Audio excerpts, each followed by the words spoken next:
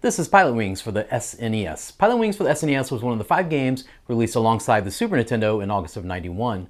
When the Super Nintendo launched, it needed some strong games to show off what was to come for the new system, and Pilotwings was the perfect fit alongside the other launch titles.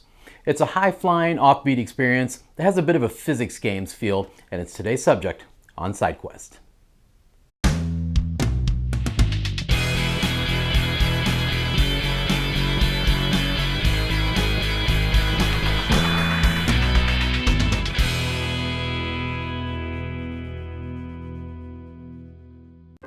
Pilotwings was a Nintendo staple in the 1990s, as it finally gave gamers a chance to take to the air and fly, acting as a simplistic flight simulator, as well as giving you the option to skydive, hang glide, and control a jetpack. Pilotwings offers some fun challenges and runs surprisingly well on the SNES hardware.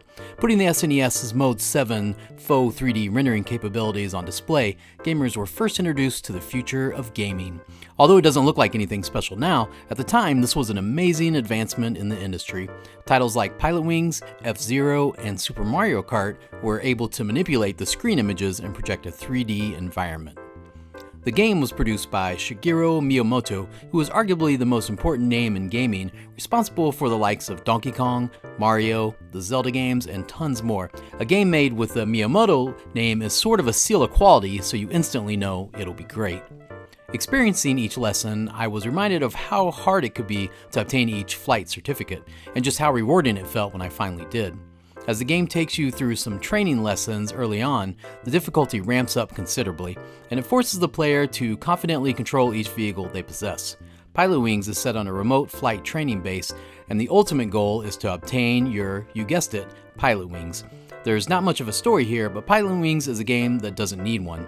Instead, the game thrives on the rush of finally completing a lesson or the dread of missing your flight certificate by 10 points.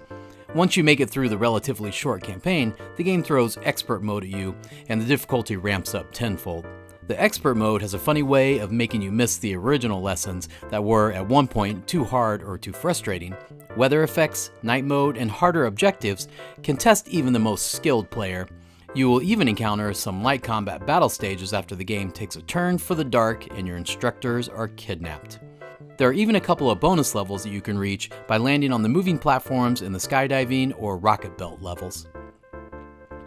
On first play of Pilotwings, you will crash over and over again, but after trying each lesson over and over, you will slowly realize out of nowhere you're getting the hang of controlling each vehicle, and that's one of the things that makes this totally fun. After tons of practice, you won't even notice you're getting better, but you just kinda do. In the airplane, you control by moving left and right on the D-pad.